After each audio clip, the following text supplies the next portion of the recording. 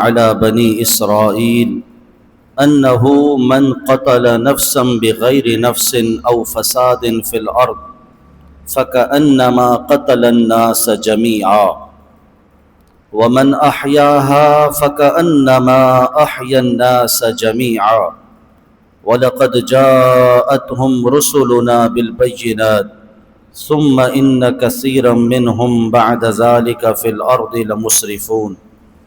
صدق اللہ العلی العظیم۔ سورہ مائدہ کی آج ہم 3 آیات درس قرآن میں سماعت کریں گے۔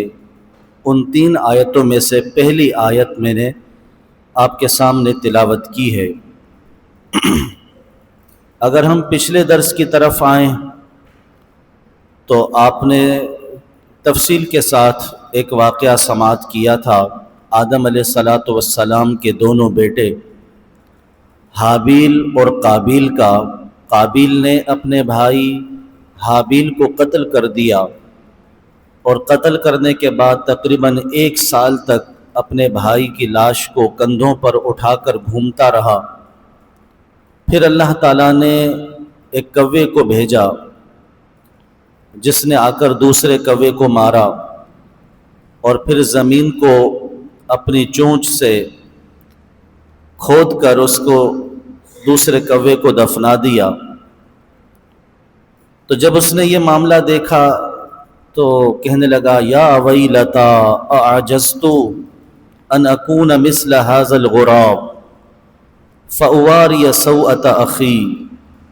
کہنے لگا کہ ہائے افسوس، ہائے خرابی کہ میں اس کوے جیسا بھی نہ ہو سکا کہ کوا بھی قتل کے بعد جانتا ہے کہ کس طرح دوسرے کوے کو چھپانا ہے، اور میرے پاس اتنا علم بھی نہیں ہے۔ فَأَصْبَحَ مِنَ النَّادِمِينَ، تو وہ ہو گیا نادمین میں سے۔ یہ ہمارا پچھلا درس ہے۔ جب اس نے یہ دیکھا کہ ایک کوا بھی مجھ سے زیادہ علم رکھتا ہے تو یہ سبب بن گیا اس کی ندامت کا کہ جب ایک کوا بھی مجھ سے بہتر جانتا ہے کس طرح چھپانا ہے اور میرے پاس اتنا شعور بھی نہیں ہے، تو اس کا مطلب یہ ہے کہ میرے اندر جہالت موجود ہے اور میں نے یہ جاہلوں والا کام کیا ہے۔ فَأَصْبَحَ مِنَ النَّادِمِينَ، نادمین میں سے ہوا۔ نادمین یہ ندامت سے بنا ہے، اور یہاں پر امام فخر الدین رازی نے تفسیر کبیر میں بڑی خوبصورت ایک بات کی اور ایک اشکال کا جواب دیا۔ اشکال یعنی ایک اعتراض پیدا ہو سکتا ہے، ایک سوال ذہنوں میں پیدا ہو سکتا ہے کہ فَأَصْبَحَ مِنَ النَّادِمِينَ، اللہ کا قرآن کہتا ہے وہ ندامت والوں میں سے ہو گیا، اور حدیث پاک ہے الندمۃ توبۃ، ندامت توبہ ہے۔ اگر آپ کوئی گناہ کرتے ہیں، کوئی غلطی کرتے ہیں، پھر دل میں ندامت پیدا ہوتی ہے، افسوس پیدا ہوتا ہے کہ ایسا کیوں ہوا، تو یہ توبہ ہے۔ تو بیسک ندامت جو ہے وہ توبہ ہے۔ تو جب اللہ کا قرآن کہتا ہے کہ وہ نادمین میں سے، ندامت والوں میں سے ہو گیا، یعنی وہ توبہ والوں میں سے ہو گیا، تو پھر قاتل کی، قابیل کی توبہ قبول کیوں نہ ہوئی اگر وہ توبہ والوں میں سے ہوا؟ تو سمجھ میں آیا؟ تو اس کا جواب دیتے ہوئے امام فخر الدین رازی رحمت اللہ تعالی علیہ آپ فرماتے ہیں کہ اس کی جو ندامت تھی، اسے جو افسوس ہوا تھا، وہ افسوس معصیت کا نہیں تھا۔ معصیت یعنی گناہ جو اس نے قتل کیا تھا، یہ ندامت اس قتل پر نہیں تھی، یہ ندامت اسے اپنی اس لا علمی پر تھی کہ میں 1 سال لاش کو گھماتا رہا، میں اسے چھپانے کا طریقہ بھی نہیں جانتا تھا، چھپا لیتا، جان چھڑا لیتا۔ وہ اس بات پر نادم ہوا تھا کہ میرے پاس اتنا شعور بھی نہیں تھا۔ وہ اپنے گناہ پر نادم نہیں ہوا تھا۔ اگر گناہ پر توبہ ہوتا تو اللہ تبارک و تعالیٰ اس کی توبہ کو قبول فرما لیتا۔ لہٰذا آیت پر اعتراض نہیں ہو سکتا کہ آیت میں تو یہ فرمایا کہ وہ ندامت والوں میں سے ہے، وہ ندامت حدیث میں فرمایا توبہ ہے، تو پھر تو اس نے توبہ کر لی۔ تو اس کی جو ندامت ہے وہ توبہ نہیں ہے، کیونکہ جو ندامت گناہ پر ہو وہ توبہ ہے۔ اس نے تو ندامت کسی اور بات پر کی۔ اس کے بعد اللہ تبارک و تعالیٰ نے ارشاد فرمایا، من اجل ذالک، اسی وجہ سے، کتبنا علی بنی اسرائیل، ہم نے بنی اسرائیل پر لکھ دیا، فرض کر دیا۔ کیا فرض کیا؟ انہ من قتل نفسا بغیر نفس، جس نے کسی جان کو بغیر جان کے قتل کر دیا، بغیر جان کے بدلے کے۔ کسی نے کسی کو قتل کیا، پھر اس کے بدلے میں قتل کیا جاتا ہے، وہ جان کے بدلے میں قتل ہے۔ کہ جس نے کسی جان کو بغیر جان کے بدلے قتل کر دیا، او فساد فی الارض، یا زمین میں فساد کے بغیر ہی اسے قتل کر دیا، کہ وہ زمین میں فساد نہیں پھیلاتا، پھر بھی اسے قتل کر دیا، فَكَأَنَّمَا قَتَلَ النَّاسَ جَمِيعًا، تو ایسا ہے جیسا اس نے تمام انسانوں کو قتل کر دیا۔ وَمَنْ أَحْيَاهَا فَكَأَنَّمَا أَحْيَا النَّاسَ جَمِيعًا، اور جس نے کسی ایک جان کو زندہ کیا، گویا کہ اس نے تمام انسانوں کو زندہ کر دیا۔ وَلَقَدْ جَاءَتْهُمْ رُسُلُنَا بِالْبَيِّنَاتِ، اور بے شک ان کے پاس ہمارے رسول روشن دلیلوں کے ساتھ آئے۔ ثم ان کثیرا منہم بعد ذلک فی الارض لمسرفون، پھر بے شک ان میں بہت اس کے بعد زمین میں زیادتی کرنے والے ہو گئے۔ اس آیت میں اللہ نے بنی اسرائیل پر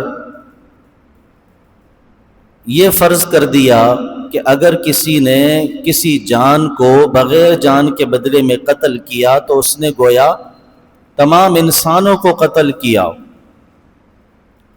اور جواب میں اسے بھی قتل کیا جائے گا۔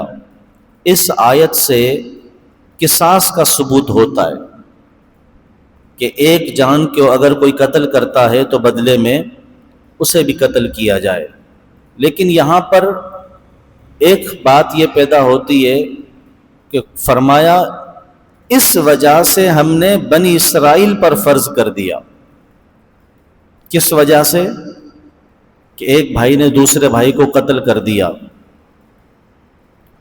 تو یہاں پر جو لوگ معاذ اللہ عقلوں میں فتور رکھتے ہیں اور اللہ اس کے رسول کے احکام کو نہیں مانتے، بالفاظ دیگر قرآن میں کیڑے نکالنے کی کوشش کرتے ہیں، تو وہ یہ کہہ سکتے ہیں کہ قتل کیا قابیل نے حابیل کو، یہ واقعہ ہے آدم علیہ السلام کے بیٹوں کا، اور اس کی وجہ سے قصاص کو فرض کر دیا بنی اسرائیل پر۔ یہ کہاں کا اصول ہے؟ یعنی یوں سمجھیے ہمارے ہاں دو برادریاں ہیں،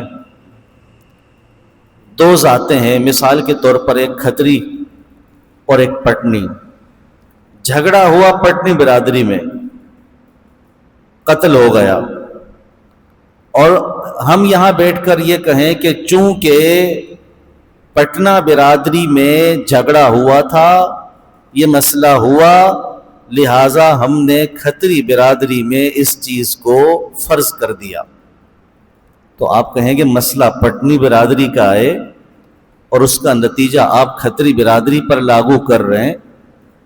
جہاں مسئلہ ہوا ہے تو اس کا نتیجہ بھی وہیں پر نافذ کیا جائے. یہ اصول بنتا ہے. یہ اصول تو نہیں بنتا کہ قتل کریں آدم علیہ السلام کے بیٹے حابیل کو قتل کیا جائے، قابیل اسے قتل کر دے، اور قصاص قتل کے بدلے میں قتل فرض کر دیا جائے بنی اسرائیل میں. یہ کہاں کا اصول بنتا ہے؟ تو علامہ فخر الدین رازی رحمۃ اللہ علیہ نے اس اعتراض کو دفع کیا، اور جو قرآن مجید فرقان حمید کو تنقید کی نظر سے دیکھتے ہیں، آپ اگر کسی اچھے کو بھی تنقید کی نظر سے دیکھیں نا تو اس میں آپ کو برائیاں ہی نظر آئیں گی. اور اللہ کا کلام تو ہر عیب سے پاک ہے. تو فرمایا اس وجہ سے کا مطلب یہ نہیں کہ اس قتل کی وجہ سے، اس وجہ سے من اجل ذالک، اس وجہ سے کا مطلب یہ ہے کہ اس قتل سے جو خرابیاں پیدا ہوئیں، ایک بھائی نے دوسرے بھائی کو قتل کیا، ماں باپ کی ناراضگی کا سبب بنا، اللہ کے اس کے رسول کے احکام کی نافرمانی کا سبب بنا، اس نے زمین میں فساد کو پیدا کیا، اس نے اللہ تبارک و تعالیٰ کی تخلیق کو بغیر سبب کے قتل کر دیا. اتنی برائیاں، پھر اس قتل کی وجہ سے وہ چھوڑ کر بھاگا، اپنے علاقے سے چلا گیا. شیطان نے اس کو بہکایا کہ دیکھ اس کی قربانی اس وجہ سے قبول ہوئی تھی، وہ آگ کی پوجا کرتا تھا، پھر اس نے آگ کی عبادت شروع کر دی، اور وہ اس طرح وہ مرتد ہو گیا، آگ کا پجاری بن گیا. تو ایک قتل کے سبب کتنی برائیوں نے جنم لیا. تو فرماتے ہیں اس وجہ سے کہ قتل کے سبب بہت ساری برائیاں جنم لیتی ہیں، اسی وجہ سے ہم نے اس کا جو نتیجہ ان پر ثابت ہوتا تھا وہ نتیجہ بنی اسرائیل تم پر بھی ثابت کیا تاکہ تم قتل سے بچو. یہ مطلب نہیں ہے کہ اس کا قصاص تم پر ڈال دیا ہے، اس کا قصاص اسی پر ہے، لیکن وہی قصاص جو ان کے لیے ثابت تھا تم پر بھی ثابت کر دیا تاکہ تم اس برائی سے یعنی قتل عمد سے، ناحق قتل سے بچ جاؤ. تو اللہ تبارک و تعالیٰ نے بنی اسرائیل پر اس کو ثابت کیا. یہ بات کرنے کے بعد ایک بات یہاں پر اور پیدا ہوتی ہے کہ قصاص اللہ فرماتا ہے ہم نے بنی اسرائیل پر فرض کیا، حالانکہ ایسا تو نہیں ہے. قصاص تو ساری امتوں میں فرض رہا ہے. پھر بنی اسرائیل پر فرض کرنے کا کیا مطلب؟ یہ تو ہر امت میں رہا قصاص. کسی نے ناحق قتل کیا، جواب میں اس کو قتل کیا گیا، یہ ہر امت میں. بنی اسرائیل کی کیا تخصیص ہے؟ تو اس کا جواب دیتے ہوئے ارشاد فرماتے ہیں یہاں پر اللہ تبارک و تعالی نے اگرچہ ایسا ہی ہے کہ ہر امت میں قصاص کو فرض رکھا گیا ہے، لیکن یہاں اللہ تبارک و تعالی نے اس حکم کو تشدیداً تغلیظاً یعنی بڑی شدت کے ساتھ بیان کیا ہے. اور وہاں پر صرف اتنا بیان تھا کہ ناحق قتل کیا، جواب میں قتل کیا جائے گا. یہاں دیکھیں اللہ نے کس انداز میں بیان کیا ہے کہ جس نے ایک جان کو ناحق قتل کیا گویا اس نے انسانیت کو قتل کر دیا، اور جس نے ایک کو جلایا گویا اس نے پوری انسانیت کو جلا دیا. تو یہاں اللہ نے اسی حکم کو بڑی شدت کے ساتھ بیان کیا ہے، یعنی یوں سمجھیں کہ بنی اسرائیل پر اسے مزید شدت کے ساتھ فرض کیا، اس لیے الگ سے اسے بیان کر دیا کہ ہم نے بنی اسرائیل پر اسے فرض کیا ہے کہ یہاں تشدیداً ہے اور تغلیظاً ہے.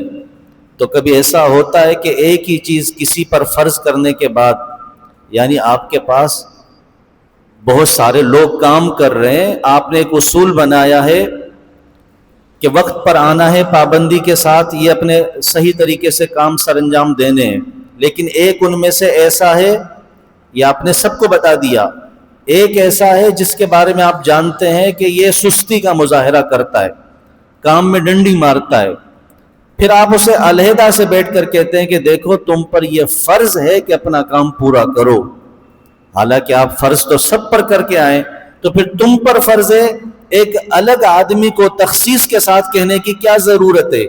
اس لیے کہ آپ جانتے ہیں کہ یہ کام میں زیادہ سست ہے، یہ کام چوری کرتا ہے، اپنا کام صحیح طریقے سے نہیں کرتا، تو آپ تغلیظاً اور شدت کے ساتھ اس پر فرضیت کو بالکل واضح اور ظاہر کر دیتے ہیں تاکہ وہ اس سستی سے باز آ جائے۔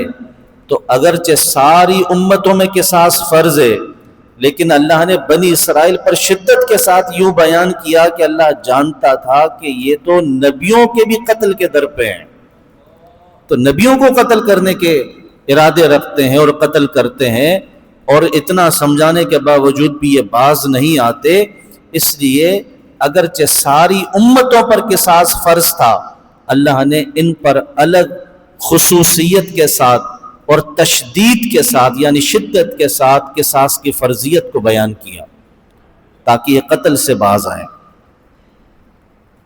اور فرمایا کہ جس نے ایک آدمی کو جلایا اس نے پوری انسانیت کو جلایا۔ یہاں پر قتل ناحق کی بات ہوئی ہے تو حدیث پاک ملاحظہ فرمائے، ترمذی کی حدیث ہے، حضور نے ارشاد فرمایا کسی مومن کو قتل کرنے میں اگر زمین و آسمان والے شریک ہو جائیں اللہ ان سب کو جہنم میں دھکیل دے گا۔ ایک آدمی کو قتل کرنے میں پوری زمین اور پورے آسمان والے شریک ہو جائیں تو اللہ کو اتنا ناپسند ہے قتل کہ وہ ان سب کو جہنم میں دھکیل دے گا۔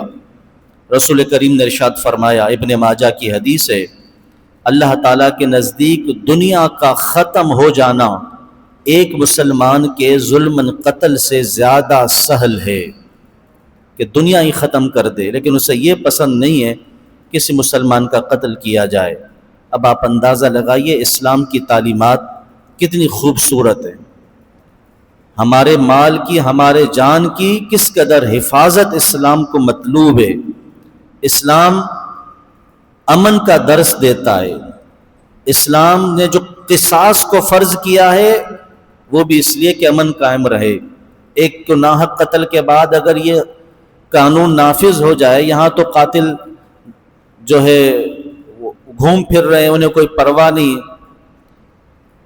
اور رشوت دو اپنی جان چھڑا لو، لیکن اگر اسلامی قوانین پر عمل ہو، قتل ناحق کے بدلے میں قتل ہی کیا جائے، آپ دیکھیں گے کہ قتل ناحق بند ہو جائے گا۔ تو قصاص میں زندگی ہے، قصاص میں بظاہر تو قاتل کو مارنا ہے لیکن پوری انسانیت کو محفوظ کرنا ہے۔ اللہ تبارک و تعالیٰ نے جہاں قتل ناحق کو شدید ناپسند کیا ہے وہاں قتل کی جائز صورتیں بھی رکھی ہیں۔ بس اوقات قتل کرنا جائز بھی ہوتا ہے، جیسا کہ اگلی آیت میں بھی آ رہا ہے، جس میں سے کچھ صورتیں یہ ہیں کہ قاتل کو قصاص میں قتل کرنا جائز ہے۔ قصاص یعنی قتل کے بدلے میں قتل، اگر کوئی ناحق قتل کرتا ہے۔ اسی طرح زمین میں فساد پھیلانے والے کو قتل کرنا بھی جائز ہے، اگلی آیت میں اسی کی تفصیل ہے پوری۔ اسی طریقے سے شادی شدہ مرد یا عورت اگر زنا کرے تو اسے رجم میں قتل کیا جائے گا۔ اسی طریقے سے مرتد کو قتل کیا جائے گا، کوئی اسلام سے پھر جاتا ہے۔ باغی کو قتل کیا جائے گا، لیکن یہ قتل کرنے کی اجازت ہر عام و خاص کو نہیں ہے کہ ہم اور آپ ڈنڈا اٹھائیں یا ہتھیار اٹھائیں دوسرے کو قتل کر دیں۔ یہ حاکم اسلام کا کام ہے، وہ نہیں کرتا تو اس کا جواب دے وہ ہے، آپ نہیں ہیں۔ تو اسی طریقے سے رجم کی جو سزا ہے، مرتد کی سزا ہے، یہ ساری قاضی اسلام کا کام ہے۔ ورنہ ہمارا حال تو یہ ہے کہ اگر ہم کسی مرد کو کسی عورت کے ساتھ بات کرتے ہوئے دیکھ لیں تو معاذ اللہ اس پر زنا کا الزام لگا دیتے ہیں۔ اس طرح کے واقعات آپ نے کئی دیکھے ہوں گے، پچھلے دنوں سوشل میڈیا پہ بھی چل رہے تھے۔ تو زنا کا الزام لگا دینا، زنا کے ثبوت کے لیے 4 گواہ ضروری ہیں، جب تک اس کا ثبوت نہیں ہوتا رجم نہیں کیا جا سکتا۔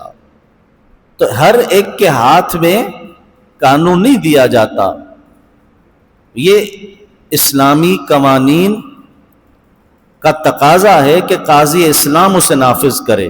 ہر ایک میں ہو تو پھر ہر ایک قاضی ہوگا، سب کے ہاتھ میں تلوار ہوگی، اور وہ ہر چوراہے پہ فیصلہ کر رہا ہوگا کہ یہ مرتد ہے، یہ زانی ہے۔ اب مرتد ہونے کے لیے عوام فیصلہ کر رہی ہے کہ یہ اسلام سے خارج ہو گیا، بتائیے کیسے فیصلہ کر سکتے؟ کسی کو اسلام سے نکالنے کے لیے ہر عالم بھی نہیں، خاص علماء مفتیان کرام اس کا فیصلہ کرتے ہیں کہ آیا اس نے جو بات کی ہے، جو کام کیا ہے، اس سے اسلام سے خارج ہوا یا نہیں ہوا، کافر ہوا یا نہیں ہوا، مرتد ہوا یا نہیں ہوا۔ تو جسے کفر کی معنی ہی نہ آتی ہو، ارتداد کا مفہوم لغوی ہی نہ آتا ہو، شرعی طور پر وہ کیسے فیصلہ کر سکتا ہے؟ لہٰذا عوام کا کام نہیں ہے کہ کسی کو کہے یہ کافر ہو گیا، یہ مرتد ہو گیا، یہ گستاخ رسول ہو گیا، یہ فلاں ہو گیا، یہ علماء کا کام ہے۔ تو متفقہ طور پر علماء اگر کسی کے بارے میں اس طرح کا فتویٰ جاری کر دیں تو پھر بھی قاضی اسلام کا کام ہے کہ اس پر وہ عمل درآمد کرے، اس کے مطابق وہ اسے جو بھی سزا بنتی ہے وہ دے۔ عوام کا کام نہیں ہے، اگر عوام کے ہاتھ میں دیا جائے گا پورا زمین کا نظام فاسد ہو جائے گا، بگڑ جائے گا۔ تو اللہ کریم ہمیں عمل کی توفیق عطا فرمائے۔ اس کے جو بعد کی آیت ہے اس میں اللہ نے ڈاکوؤں کی سزا کو بیان کیا ہے، جو ڈکیتیاں ڈالتے ہیں۔ اور وقت چونکہ مکمل ہو رہا ہے، ابھی اگر میں اس آیت میں جاؤں گا تو واقعہ بھی پورا نہیں ہوگا، وقت ہمارا 2 سے اوپر چلا جائے گا، کہ جو ہمارا مقصد ہے کہ مختصر وقت میں اس درس قرآن کو لے کے چلنا، پھر وہ متاثر ہوگا۔ آپ لوگ بھی اسی نیت سے آتے ہیں کہ 20-25 منٹ میں درس پورا ہو جائے گا۔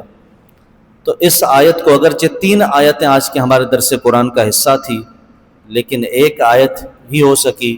اگلے درس قرآن میں اللہ تبارک و تعالیٰ نے زمین میں فساد کرنے والے، ڈاکو جو ہیں، ڈاکہ ڈالنے والے، ان کی سزاؤں کو بڑی تفصیل کے ساتھ بیان کیا ہے۔ ان کے لیے کتنی سزائیں ہیں یہ انشاءاللہ ہم اگلے درس میں تفصیل کے ساتھ سنیں گے۔ اللہ کریم سے دعا ہے کہ پروردگار ہمیں زمین میں فساد پھیلانے والوں سے محفوظ فرمائے اور ہمیں اس فساد کا حصہ بننے سے بھی محفوظ فرمائے۔ اللہ تبارک و تعالی ہمیں قتل ناحق سے محفوظ فرمائے، آمین۔ وما علینا الا البلاغ المبین۔ الحمد للہ رب العالمین والصلاة والسلام علی سید المرسلین۔ اللہم اعنا علی ذکرک و شکرک و حسن عبادتک۔ یا رب العالمین، آج کا درس اپنی بارگاہ میں قبول فرما۔ یا الہی